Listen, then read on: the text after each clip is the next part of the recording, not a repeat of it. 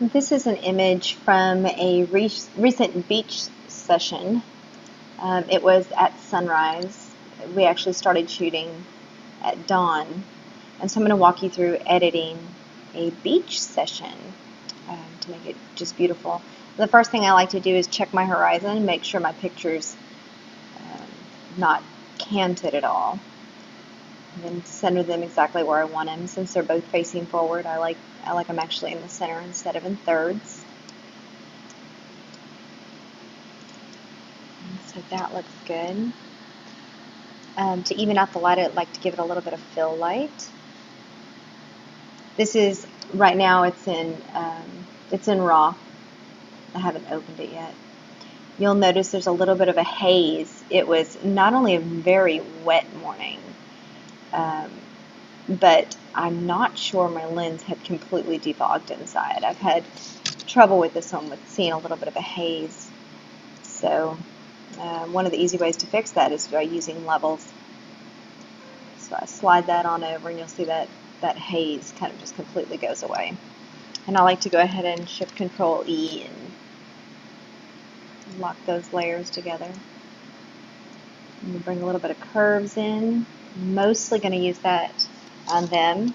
Notice I used curves to lighten this, and then I'm going to invert that so that I can just brush it on where I want it. My opacity is at 100%, my flow's at 4%. It's a white brush to lighten them up a little bit. Zoom out. I always like to lighten the sand up too. Nobody cares about the sand, but it brightens it up, makes it look nice. A little bit of the darkness on the water. Lighten that up. So you can see a little before and after, and that's just curves for lightning. I always like to clean up my beaches too.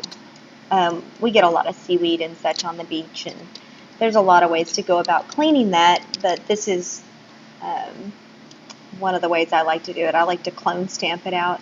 If I know I'm going to be editing skin as well, because these are kind of close up, so I am going to be editing a little bit of skin. I made a skin retouching action using frequency separation.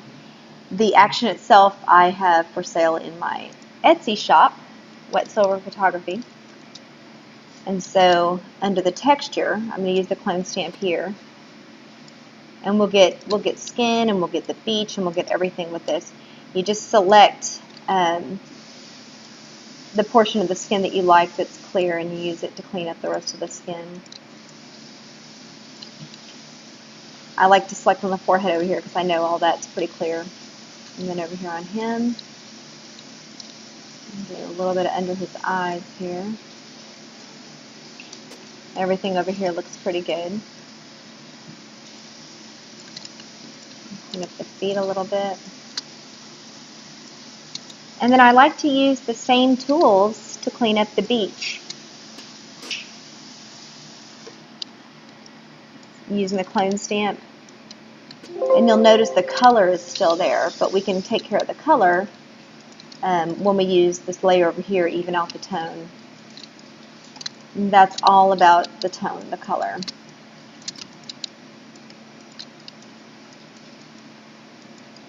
Just cleaning up this beach. See, there's a little bit of seaweed right there. Try to get people as close as I can to the water. The closer they are to the water, the less seaweed there is. Now notice I put it on even out the tone. I'm going to use my brush. Opacity is 100, flow still at 4. I like keeping my flow really low so I just have more control over it. I can keep going over it as much as I want, but that way the blending's really natural. Just pick the color that you need.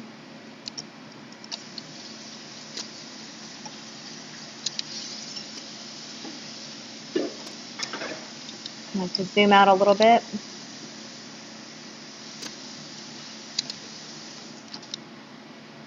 And just even out all of that color. Now that's all looking pretty good. So I do the same thing with that same brush tool on their skin. And her skin looks pretty good. I use a little bit of the lighter right there and lighten up the very center here. His, and the lighten up under his eyes just a little bit. Not a lot, because you don't want to change the way somebody looks. want to make them look slightly more refreshed. And under this, anything that has to do with color and not texture, do that under this even out the tone.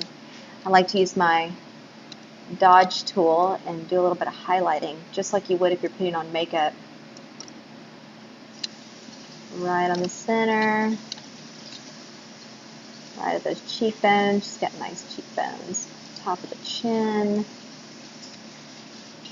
I like to do a little bit in the eye too, just lighten that up.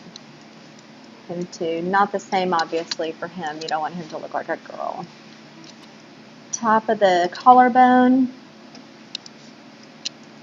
And then add a little bit of light to her arms. It looks like I'm doing a lot, but really when you pull back, it's not. And the top of her legs.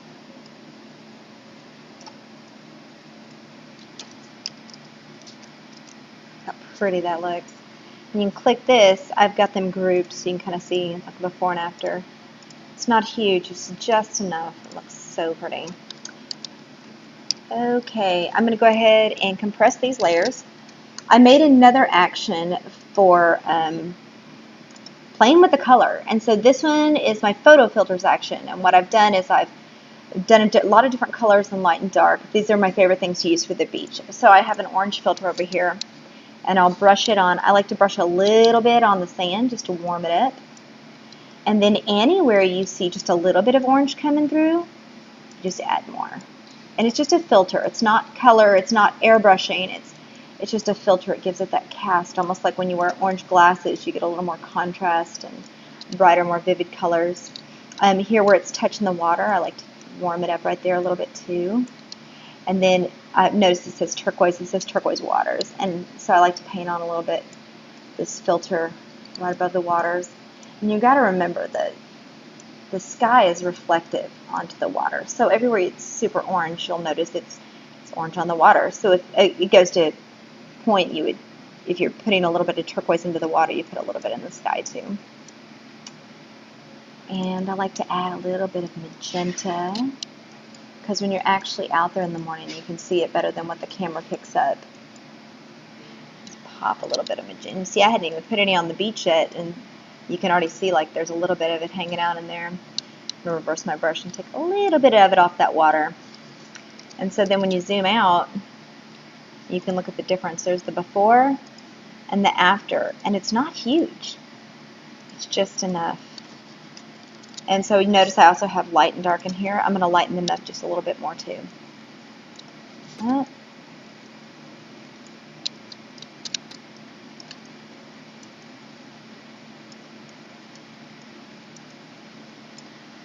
want anything to be too dark. It's a bright, beautiful beach picture.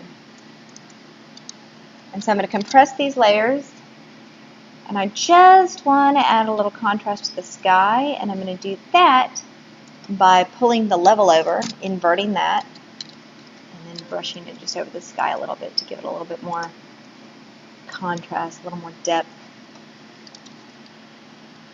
See, you can see it just gives it, makes it a little more contrasting. And there it is. I like to do a little snapshot for a fun little before and after comparison. Before, after. Before, after. Gorgeous.